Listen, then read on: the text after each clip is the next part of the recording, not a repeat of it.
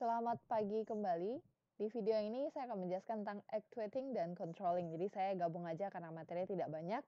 Di sini actuating adalah penggerakan. Jadi yang pertama kita bahas di actuating adalah fungsi actuatingnya sendiri. Yang kedua baru terkait dengan kepemimpinan. Nah, yang poin pertama fungsi actuating. Fungsinya untuk kenapa butuh actuating? Yang pertama adalah untuk mempengaruhi seseorang supaya bersedia menjadi pengikut, follower. Yang kedua melakukan daya tolak pada seseorang, mendorong. Yang ketiga membuat seorang supaya mengerjakan tugasnya dengan lebih baik. Yang keempat mendapatkan, memelihara dan memupuk kesetiaan pada pimpinan, tugas dan organisasi tempat mereka bekerja. Eee, Kalau actuating itu dapat berjalan dengan baik, maka dampaknya itu, karyawan itu ada rasa, apa ya, cinta terhadap perusahaannya, sehingga mereka itu, rela kerja sebaik mungkin untuk perusahaan. Makanya ada perusahaan tertentu yang benar-benar dia, apa ya, berusaha membuat agar karyawannya suka dengan perusahaannya. Misalnya dengan cara kasih bonus, kasih liburan, salah satunya saya perhatikan prinsip yang MLM ya, salah satunya produk kesehatan cuma tidak boleh disebut mereknya. Mereka tiap kali mencapai stage tertentu, tiap tahunnya itu ada semacam pertemuan, terus, dikasih paket-paket liburan.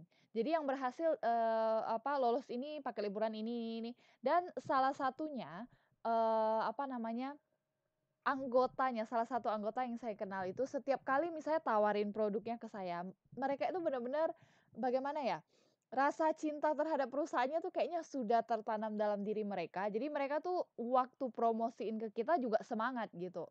Walaupun mereka karena mereka sebagai member ini, udah terlanjur bagaimana ya, udah dapat privilege-nya, udah pernah bahkan jalan-jalan hampir ke seluruh dunia. Walaupun mereka cuma benar-benar, tingkat staff aja gitu loh. Jadi, mereka memang, diukur dari apa, tingkat penjualan yang tinggi, wajar ya karena award gitu.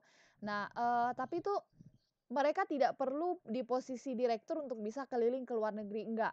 Jadi posisi staff aja kalau mereka bekerja dengan baik, mereka tuh dapat privilege.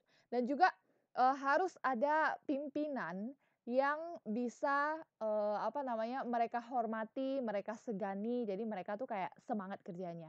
Karena, bandingkan ya 2 perusahaan, yang satu pimpinannya ya ibaratnya, istilahnya kayak bossy gitu atau apa ya, saya pernah nggak boleh diceritain juga nama perusahaannya. Bekerja bekerja aja supaya hint-nya, tidak terlalu dapat ya.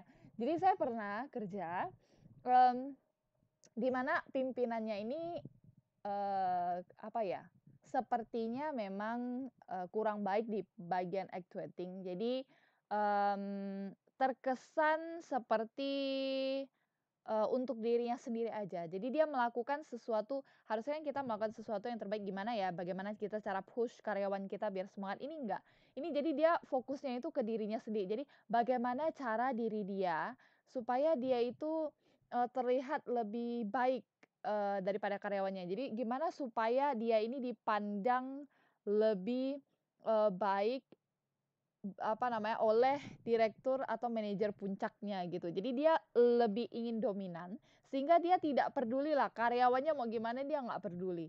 Yang penting, apa yang harus dilakukan supaya dia kelihatan lebih menonjol. Nah ini dia sama sekali tidak menggerakkan actuating, dampaknya adalah apa? Bawahannya rata-rata itu, setiap kali mengerjakan pekerjaan itu setengah hati, lalu memikirkan ingin, pindah ke tempat yang, suasana kerjanya lebih baik, yang lebih apa, bisa mendorong karyawannya untuk bekerja lebih baik. Ini jadi penting bagian actuating. Jadi kalau kita punya pimpinan yang, apa namanya, kita tuh, bangga dengan mereka, maksudnya kita punya apa, istilahnya kita tuh segan dengan mereka, bukan takut ya, bukan pimpinan yang takut. Contohnya misalnya, ini misalnya contohnya aja, di negara-negara tertentu yang pimpinannya tuh bener-bener, yang di mana presidennya tuh bener-bener, apa namanya, semua karyawan harus dengerin kata presidennya, wajib, sehingga, warga negaranya tuh takut. Nah, itu beda dengan negara yang warga negaranya tuh, ini apa, bangga dengan presidennya, terus mereka itu, apa ya, segan karena presidennya ini bijaksana, jadi mereka tuh benar-benar setia dengan negaranya. Misalnya salah satu presiden Afrika dulu kalau nggak salah Nelson Mandela atau kalau saya nggak salah ya, ini mereka benar-benar bangga dengan presidennya sehingga mereka, apa namanya, setia dengan negaranya. Nah, ibaratnya gitulah, gimana sih cara kita supaya jadi pemimpin itu bisa menggerakkan karyawan kita. Nah, yang kedua terkait dengan kepemimpinan. Jadi di sini di bab actuating lebih bahas kepemimpinan itu, yang ini untuk poin pertamanya, yang pertama itu lebih melibatkan ke orang lain. Jadi benar-benar harus libatkan orang lain, nggak boleh dirinya sendiri saja. Yang kedua, distribusi yang tidak merata atas kekuasaan antar pimpinan dan yang dipimpin itu kurang baik. Yang ketiga adalah memberikan hak kepada pemimpin. Jadi, ibaratnya saya pakai negara lagi deh.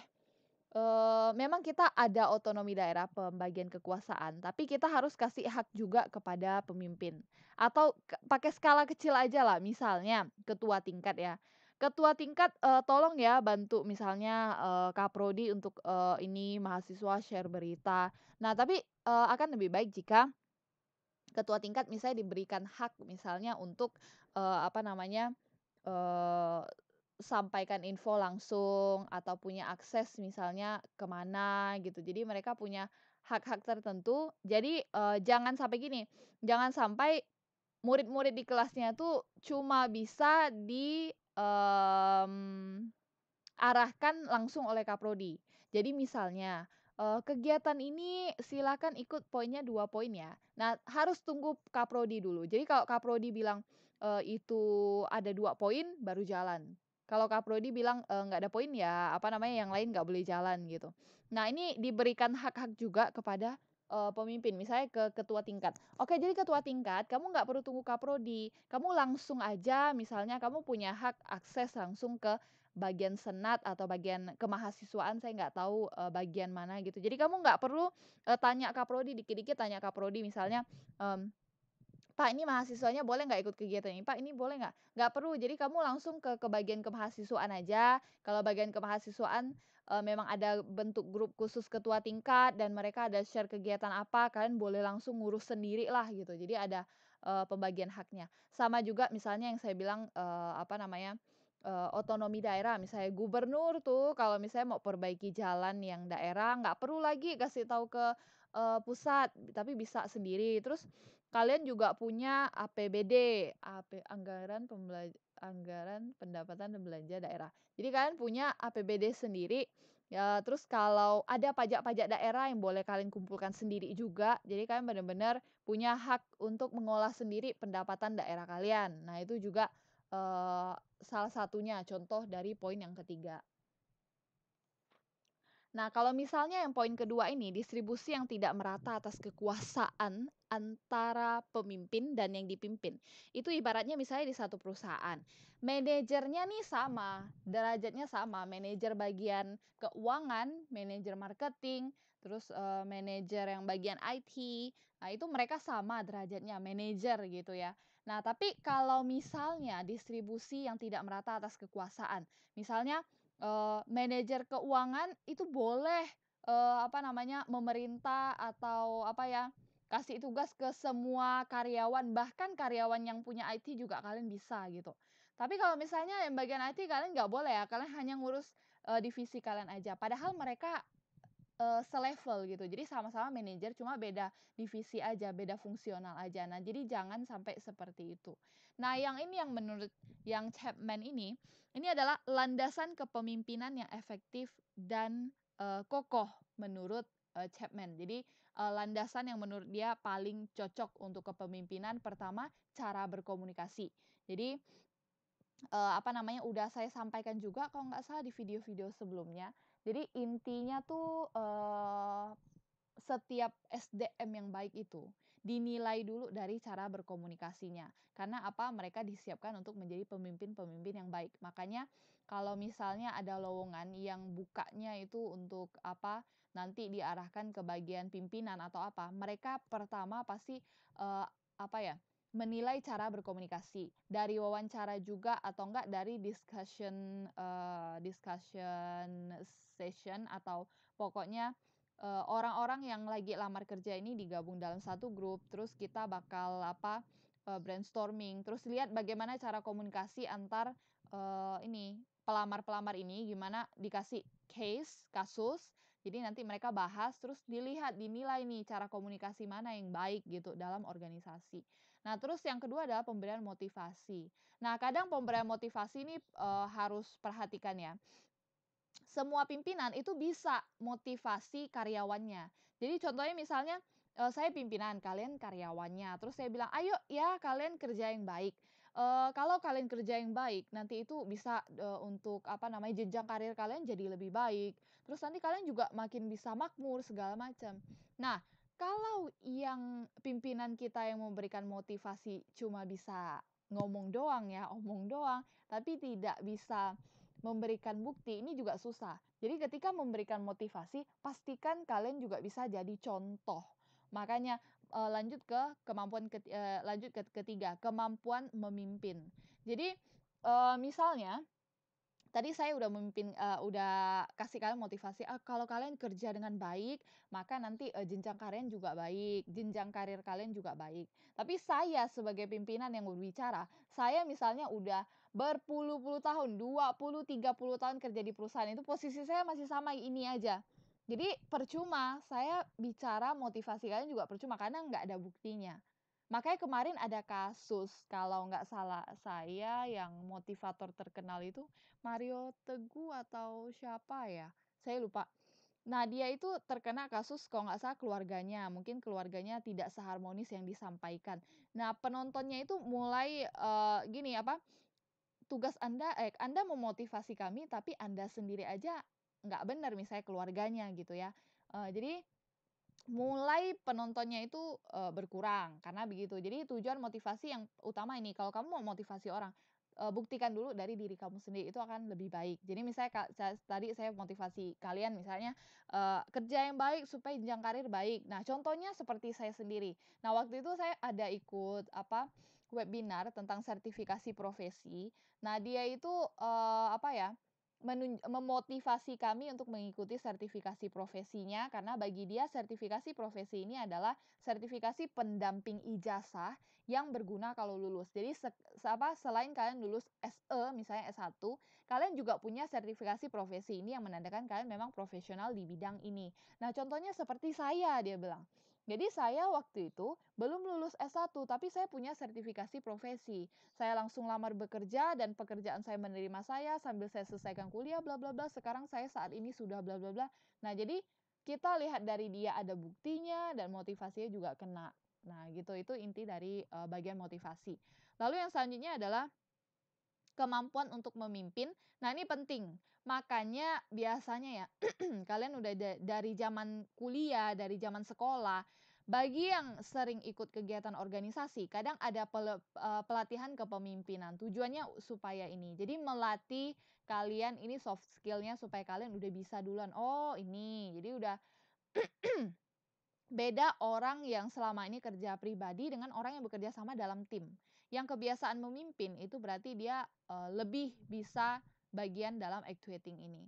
Terus pengambilan keputusan juga karena wajar pimpinan puncak pengambilan keputusan dan kekuasaan yang positif.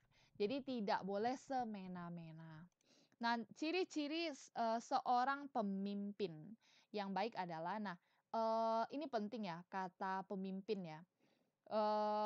Di bagian saya kerja dulu, karena mungkin, pimpinan kami ini, eee, kurang, bisa bagian actuating yang saya sampaikan tadi.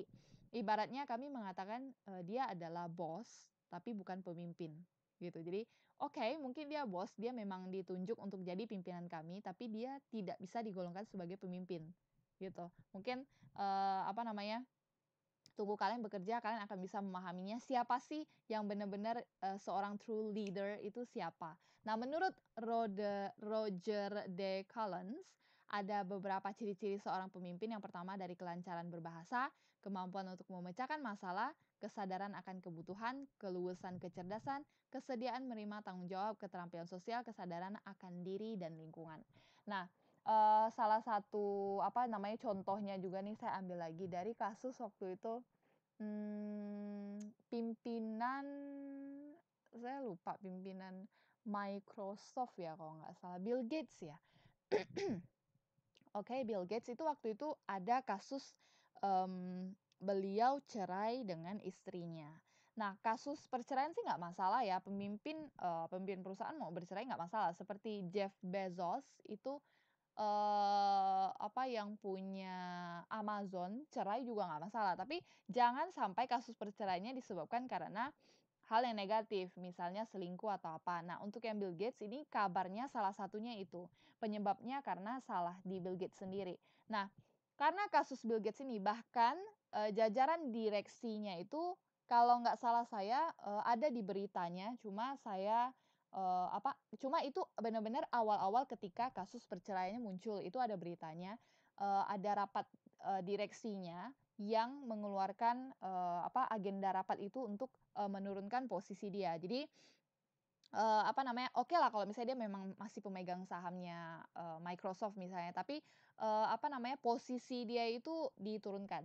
Jadi mungkin hanya di bagian yang lain-lain. Jadi dia tidak cocok sebagai pemimpin karena, tingkah lakunya yang nggak benar gitu. Jadi benar-benar ciri-ciri seorang pemimpin itu harus berdasarkan, 7 poin ini. 1, 2, 3, 4, 5, 6, 7.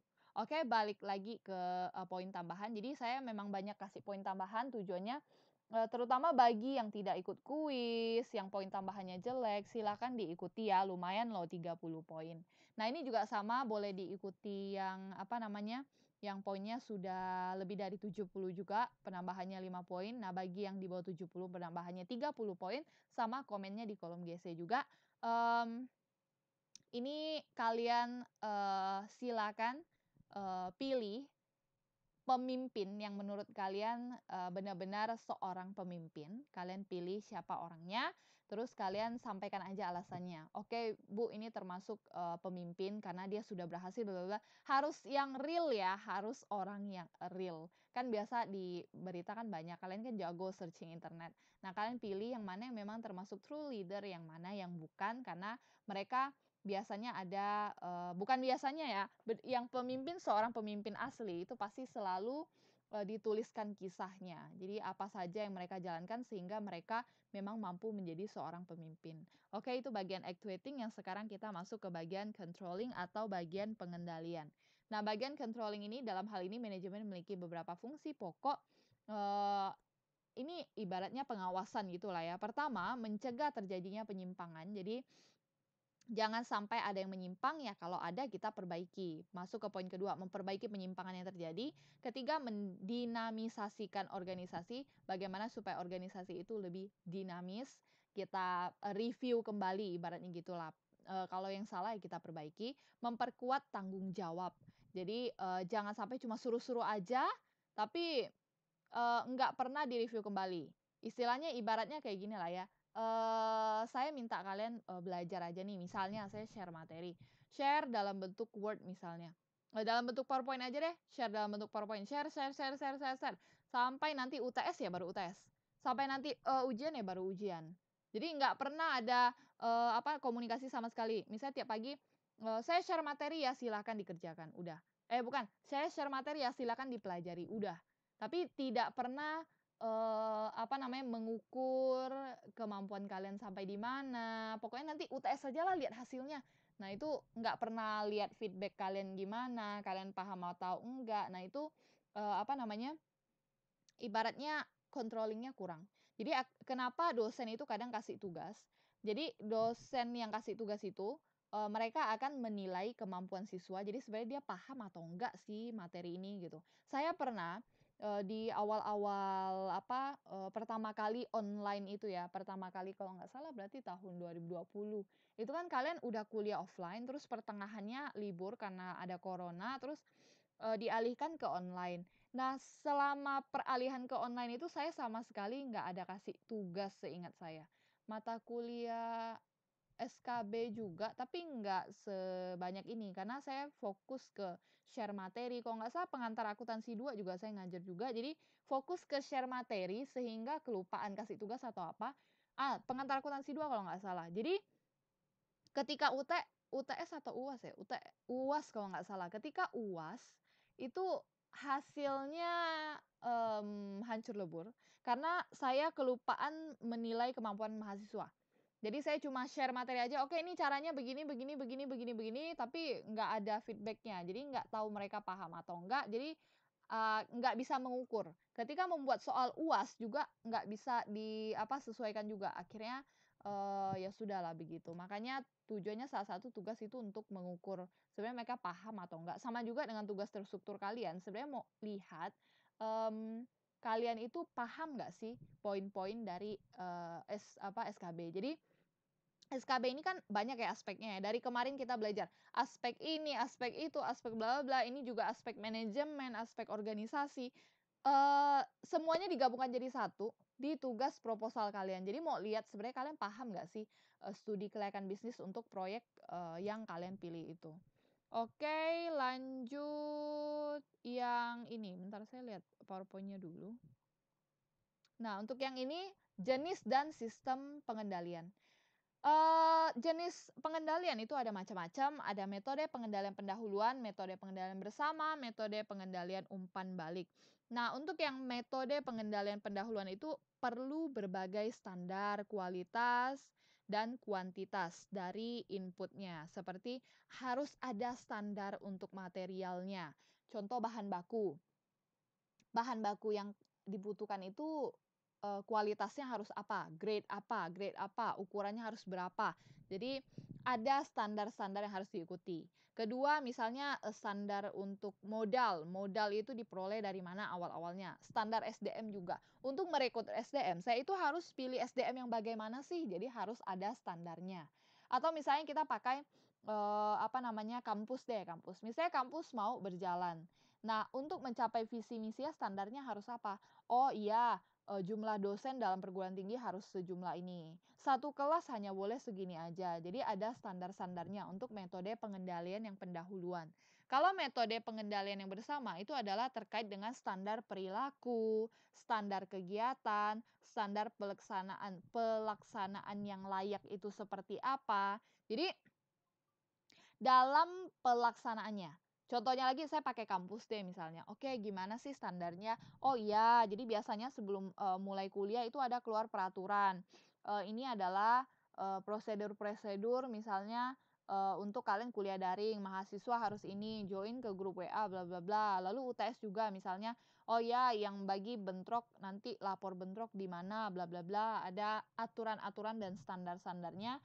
Terus juga kalau kalian perhatikan itu kalian ketika kuliah ada juga dikasih buku pedoman nih, buku pedoman yang misalnya aturannya, oke ini ada, peraturan, standar yang kalian kalau berpakaian di kuliah gimana, penilaiannya bagaimana, terus kalau misalnya, konsul dengan dosen PA bagaimana, kayak gitu. Jadi ada standarnya. Terakhir adalah metode pengendalian umpan balik. Ini memerlukan standar kualitas dan kuantitas yang layak dari output-nya. Jadi kita lihat hasil keluarannya, kalau dari pendahuluan berarti bahan baku, kalau umpan balik lebih ke hasilnya. Misalnya produk yang sudah dihasilkan, nanti kalian ngukur aja standarnya. Ini udah sesuai belum? Misalnya kita produksi sepatu deh misalnya, sepatunya udah sesuai kualitas yang kita mau nggak ya? Kualitas kainnya maksudnya yang udah jadinya jahitannya rapi nggak, ukurannya pas nggak, ukuran tersedia misalnya untuk ukuran, kaki yang misalnya 30 senti atau 40 senti ini udah bener belum, warnanya bagaimana. Jadi harus ada standar untuk bagian output, itu lebih ke metode pengendalian yang umpan balik. Nah, sistem pengendalian ciri-cirinya itu ada 3, ada akurat, objektif, dan perspektif dan operasional. Yang akurat berarti yang namanya akurat harus tepat, tepat waktu, tepat ekonomisnya biayanya, dan harus tepat fleksibelnya. Nah, yang selanjutnya adalah terkait dengan objektif. Objektif, realistik, objektif itu gimana ya? Kelihatan, sama juga dengan realistik. Jadi kalau subjektif itu kan, "Ih, ini bagus deh." Tapi belum tentu bagusnya kamu sama dengan bagusnya orang. Objektif dan realistik di sini adalah, harus dapat dipahami, ada pengukurannya. Jadi, yang berkualitas adalah kalau yang misalnya pH airnya segini, yang berkualitas adalah kalau misalnya dia beratnya segini, harus ada objektif, ada pengukurannya. Terakhir adalah perspektif dan operasionalnya harus dapat diidentifikasi tindakan korektif seperti apa yang perlu diambil, harus jelas. Oke, ini aja sih sebenarnya untuk, bagian yang, apa namanya, controlling. Terakhir masih ada ini, mengakhiri pembangunan proyek bisnis. Yang ini kalian lihat-lihat sendiri aja, ini tambahan dari Pak Kris saja, supaya kalian bisa, tahu, info-info. Biasa memang Pak Kris begitu, cuma kita materi sampai sini aja. Bagaimana mengakhiri pembangunan proyek bisnis, langkah-langkah mengakhiri. Nah, kemarin itu ada kita bahas bagaimana sih maksudnya proyek. Kalau proyek itu kan dulu-dulu kita bahas ya, adalah sesuatu yang ada jangka waktunya terbatas. Ibaratnya sekarang saya kasih contoh proyek apa ya? Proyek fotokopi modul SKB aja deh, misalnya. Nah, untuk fotokopi modul SKB, saya membentuk tim. Tim yang terdiri dari mahasiswa yang ada di Pontianak, beberapa mahasiswa. Jadi dalam tim ini kalian, tugasnya adalah infokan ke mahasiswa, kumpulkan dananya, pergi ke bagian fotokopi center untuk pesan fotokopian, hitung berapa jumlahnya, bla bla bla, intinya begitulah. Anggap proyeknya seperti itu. Ini saya kasih contoh aja. Jadi ketika semua sudah dikerjakan, sudah selesai, fotokopinya sudah dikasih semua, udah selesai, kita mau pembubaran. Yang namanya pembubaran tuh sebenarnya nggak boleh langsung bubar. Kalau kalian nanti kerja di perusahaan yang asli, misalnya kalian punya proyek tertentu, habis, kalau mau bubar tuh nggak boleh bubar, nggak boleh sembarangan bubar. Jadi ada lagi namanya rapat penutupan panitia, ada lagi laporan pertanggungjawabannya. Nah, yang biasa di organisasi pasti paham. Tiap kali buat proyek atau kegiatan atau panitia kegiatan apapun ada, namanya laporan pertanggungjawaban. Nah, itu untuk mengakhiri proyek. Yang pertama, langkahnya adalah menetapkan pusat organisasi. Yang kedua, mengadakan pertemuan dan menyikapi laporannya. Yang ketiga, mengakhiri semua dokumen finansial dan akhiri semua kontrak kerja. Keempat, tutup semua bagian proyek. Kelima, lakukan post audit setelah audit dan membuat persetujuan dengan klien. Keenam, tutup semua bagian fisik proyek dan lakukan PHK bagi staf proyek yang masih tersisa. Jadi intinya adalah tutup semua divisi untuk proyek ya berarti ya. Misalnya proyek pembangunan kemarin MRT Jakarta, misalnya udah selesai ya udah, selesai karena memang ada kontrak kerjanya. Kontrak kerja hanya beberapa periode saja. Nah, jadi kalau di organisasi juga sama, jadi proyeknya udah selesai, ya udah kita bubar, kita tutup, tapi harus ada laporan pertanggungjawabannya. Tujuannya dari laporan pertanggungjawaban ini adalah kita rincikan semuanya, lalu kita tuliskan apa saja, yang sudah berhasil kita lakukan, kekurangannya selama ini apa, bla bla bla, supaya disimpan. Nah, kalau misalnya memang ada proyek selanjutnya, penutupan proyek sebelumnya itu bisa dijadikan pedoman untuk proyek setelahnya, proyek yang baru. Jadi misalnya proyek yang baru ini, oh ya, dari proyek sebelumnya ternyata kita kurang di bagian ini, maka kita harus perbaiki bagian ini, maka lain kali kita, nah itu adalah tujuannya. Jadi nggak boleh sembarang selesai aja, supaya nanti di kemudian hari jangan sampai ada karyawan yang bilang, "Ih, honor saya belum dibayar loh," gitu. Padahal, udah gitu. Dia harus jelas, honor semua dibayar, semua selesai, jangan sampai setengah-setengah. Makanya kalian perhatikan ada pembangunan beberapa, proyek yang setengah jalan, nggak jelas diakhirinya nggak jelas, berhentinya nggak jelas, kapan dilanjutinnya lagi, akhirnya berantakan. Jadi antara karyawannya juga kerja atau enggak, persediaannya berantakan ke mana-mana, kurang jelas, nah itu bahayanya ya. Jadi kalau mengakhiri ya harus, tutup semua proyek dengan benar. Udah itu aja untuk bagian yang aspek manajemen.